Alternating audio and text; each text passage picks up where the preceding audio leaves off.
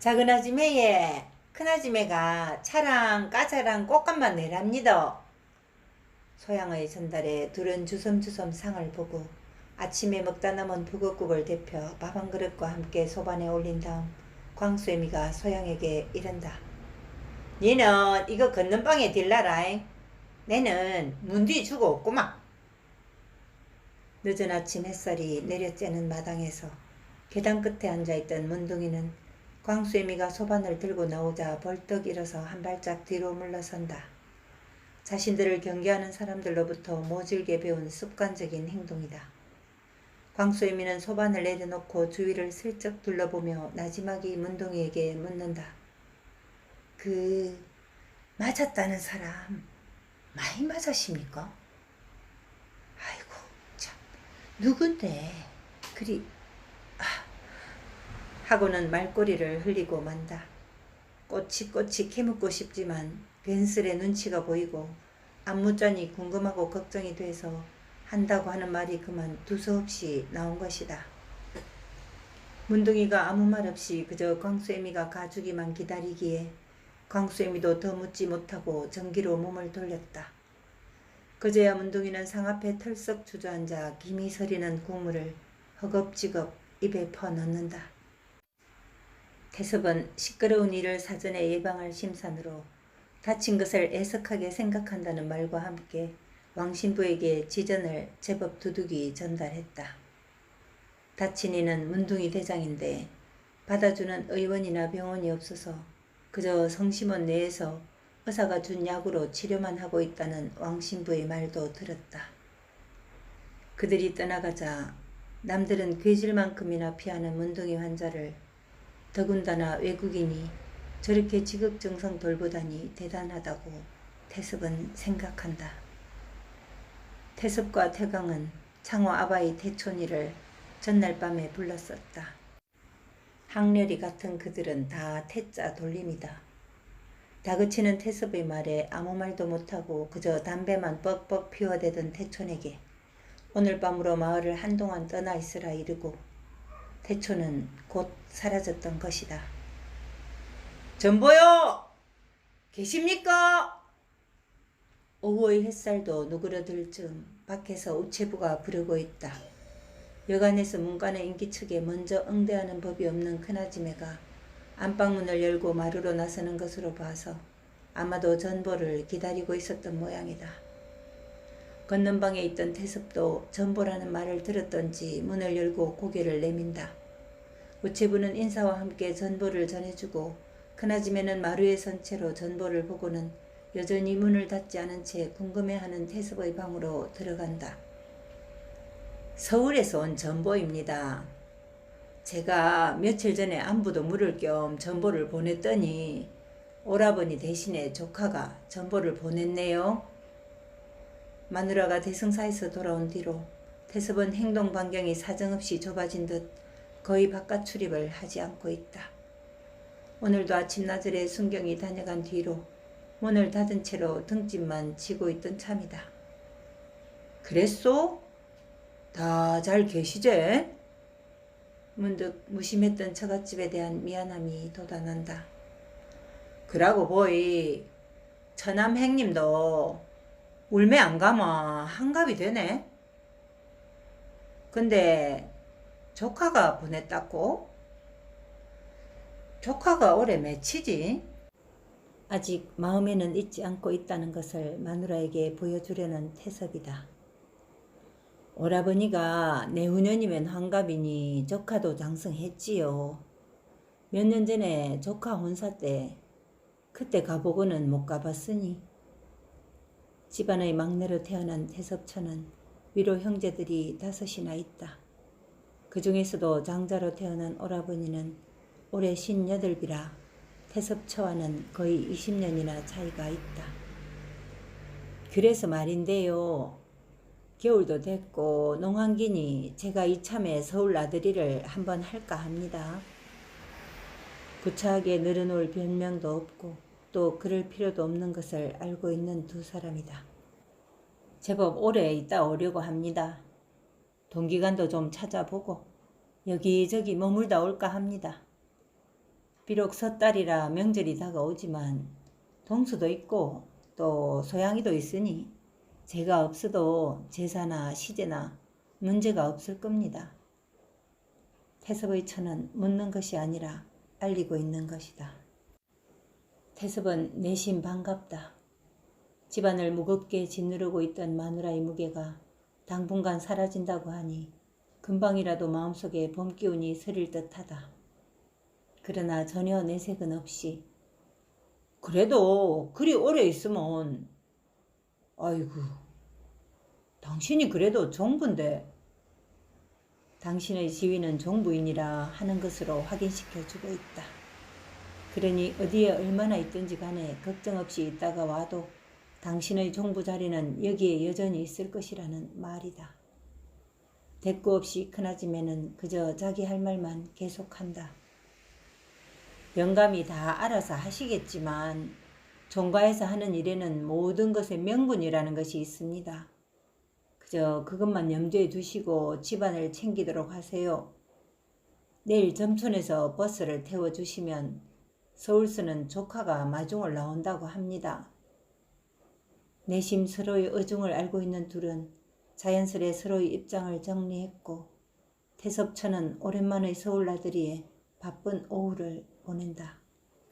그날 밤 광수애미는 아무것도 모르는 듯 태광에게 물어보았다. 아침에 왔던 그 문디 멀쩡합디다잉. 근데 와 그리 하다닙니까?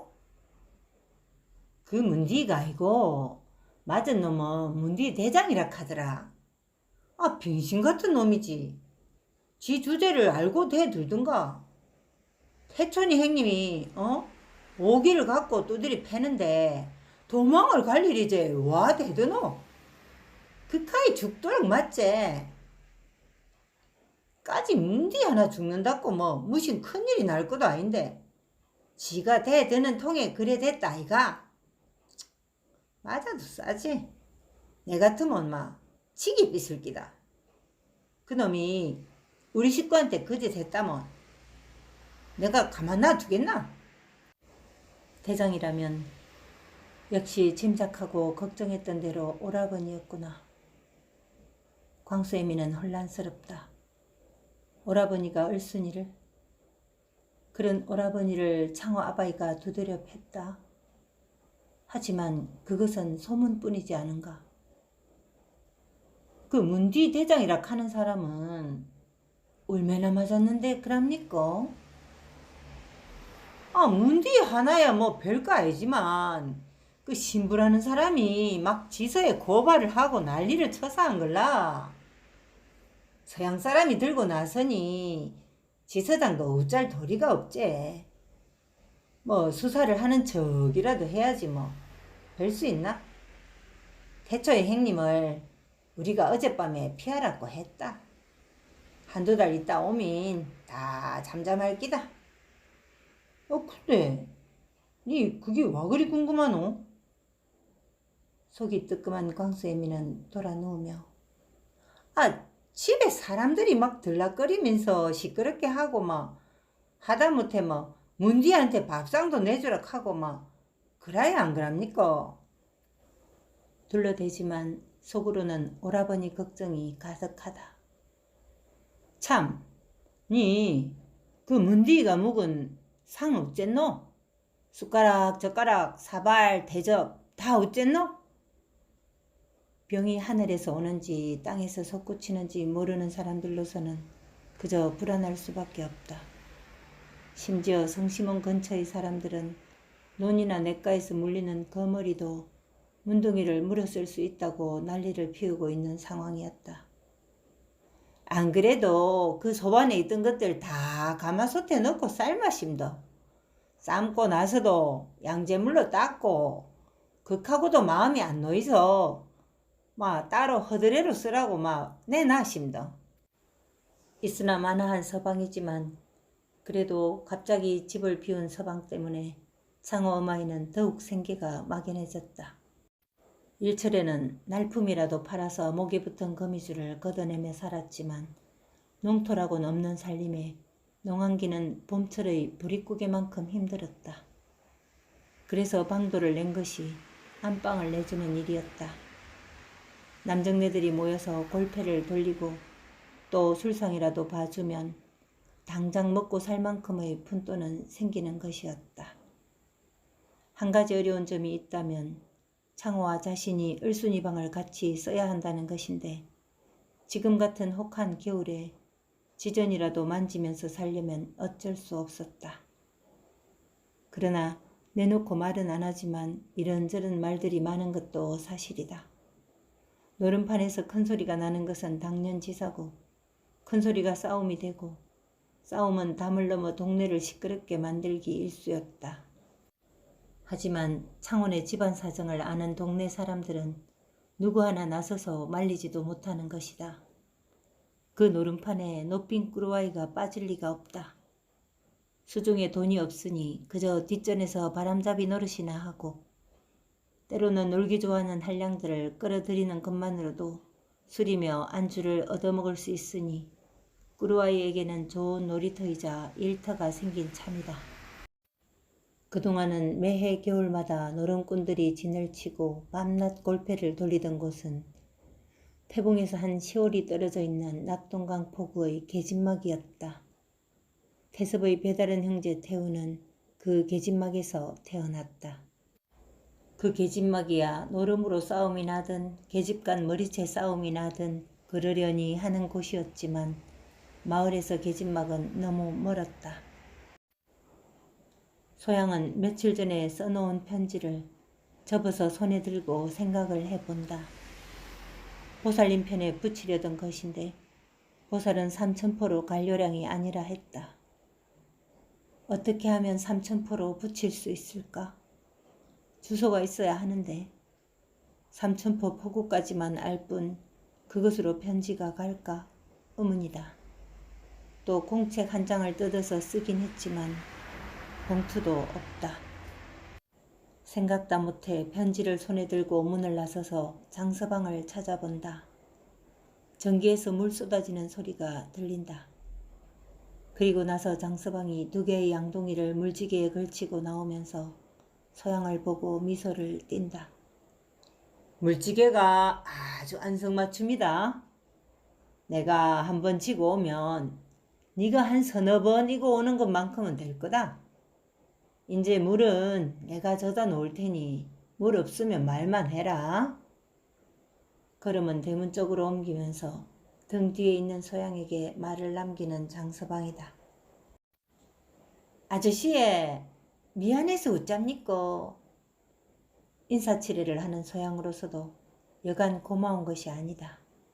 사실 얼마 전에 물동이와 함께 길바닥에 나뒹군 다음부터 머리 위에 물동이를 올리는 것이 더 힘들게 느껴졌기 때문이다.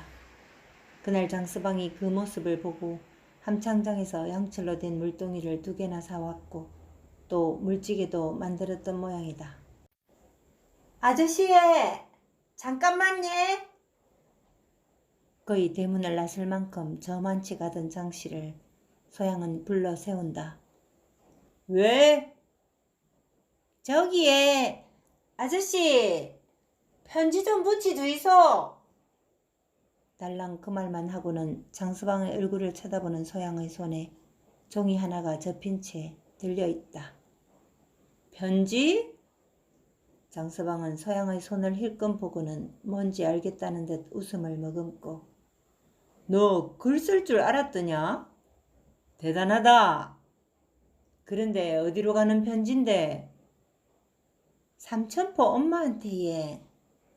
근데 얘 주소를 잘 모릅니다. 삼천포 장터인데 얘. 그러고 얘 이름은 우리 막내 종락이로 해주이소. 김종락이. 장서방이 알아주는 것에 자랑스러움을 느끼는 소양은 어느새 목소리가 당당해지고 있다. 막내가 몇 살인데? 9살입니다. 그래. 그러면 너 엄마가 장터에서 뭐 하시는데? 어물전 한답디더. 소양의 말이 나무 얘기를 옮기듯 하는 것이 장서방의 귀에 이상하게 들린다. 한다 하더라고. 하기는 한다는데 얘 한 번도 본 적은 없심도. 지가 여 온 후로 하거든 얘. 장서방이 묻는 질문의 의도를 알아챈 소양이 고개를 숙이며 부끄럽게 대답한다. 장서방은 잠시 생각에 잠기더니 시원하게 대답한다. 그래, 내가 우체국에 가서 붙여주지. 주소하고 이름도 그 정도면 됐다. 이리 내라. 내미는 장서방의 손이 물에 젖은 것을 본 소양은 자기가 쓴 소중한 편지가 젖을까봐 장서방의 우통 주머니에 편지를 넣어준다. 우표값이 울매지에? 참 아저씨에 읽어보지 마이소. 정말로 예. 장서방은 웃으며 돌아선다. 나 남의 편지 안 읽는다. 그리고 우표값은 붙이고 나서 내가 말해주마. 장서방의 마음속에 어린아이의 이름을 적어보내면 10중8구 주인을 찾지 못할 것이고 또 삼천포 장터에 있는 어물전이라고만 한들 우체부가 자기 일처럼 찾아줄지도 의문이다. 하지만 나름대로의 생각이 있는 듯 그냥 샘터로 성큼성큼 간다. 시원하게 고민을 해결한 소양은 저녁 지을 시간을 요량해 보는데 대문에서 누가 부른다. 계십니까? 남루한 모습의 늙은이가 지게를 쥐고 대문간에 서 있다. 예, 왁합니까? 집안은 절간 같다. 혼자 있기 때문이다. 아침에 큰아줌매가 서울 나들이를 한다고 여러 가지를 당부한 후 영감님하고 같이 떠나서 소양은 혼자 집을 보고 있는 것이다. 보살님이 정가에 가서 곡식 가져오라 하던데? 어린 소양을 보고 노인은 말끝을 높이지도 낮추지도 않고 말을 마친다. 갑자기 곡식이라니? 소양은 영문을 모르겠다는 듯 머뭇거리다가 곧 알아챘다. 엊그제 작은아짐의 집에서 보살님이 동네 사람들을 모아놓고 거의 하루 종일 있었던 것이 기억난 것이다. 저기 저 담 너머 집에 가보이소. 거기 있을 깁니다. 바로 눈앞에 있어도 담에 가로막혀 있는 별채를 손으로 가리킨다. 털보무당은 돈 없는 안악들이 들고 온 곡식들을 광수애미 집에 남겨놓고 오늘 신덕의 석수에게 지고 오라고 시킨 것이다. 남쪽으로 발을 옮기기에는 아직도 미덥지 못한 무당은 석순의 집에 좀 더 머물 생각이다. 창호 어마이와 강수애미는 무당의 꼬임에 넘어가 온 동네를 돌아다니며 안악들을 불러 모았고 털보무당은 어눌하고 우둔하고 생각 짧은 여자들을 이리 훌쳐대고 저리 몰아세우고 혼줄을 내고 치켜세우고 혀를 차거나 눈을 흘겨대기도 하면서 부적도 팔고 영사도 팔아서 잡곡들이 제법 쌓였던 것이다. 담을 돌아 걸어가는 석수의 등을 보면서 소양은 무당에 대한 실망감으로 쓴 입맛을 다신다. 두어 번 무당이 올 때마다 삼천포 소식을 간절히 기다렸건만 건성으로 넘어가는 대답과 또 언젠가 본 그 5, 6월 동태눈 같은 눈동자가 이제는 소양으로 하여금 큰 기대를 접게 했다. 아직도 한 뼘이나 남은 해로 봐서 저녁 때는 이르지만 자기 대신 물을 이고 오는 장서방을 대신해 분부를 지피기로 한다. 뒷담에 쌓여있는 장작을 하나름 안고 와서 우선 영감님 방부터 지필 요량으로 집 옆으로 가서 아궁이에 성냥을 그어대는데 언제 왔는지 장서방이 보고 있다. 그래, 너도 불 때 봐야지. 내가 없으면 너라도 해야 하니까. 하면서 지게를 진 채 연기가 아궁이 앞에 있는 소양의 쪽으로 뿜어나는 것을 보고 있다. 처음에는 부채로 좀 붙여라. 그래야 연기가 굴뚝으로 밀려나지. 안 그러면 계속 앞으로 도로 나오니까 힘들 거다. 하고는 물지개를 진 채 또 대문으로 나간다. 소양이 꼴이 빠진 대부채를 찾아서 붙여주니 금방 불이 살아나고 연기도 나지 않았다. 따뜻한 불기운에 아예 장작 하나를 밑에 깔고 소양은 퍼질러 앉는다. 탁 탁 소리를 내며 장작이 벌건 불길을 내놓고 불똥이 치마에 튀어도 모른 채 하염없이 아궁이 속을 쳐다보면서 아무 생각도 없이 불을 쬐는데 인기척이 들린다.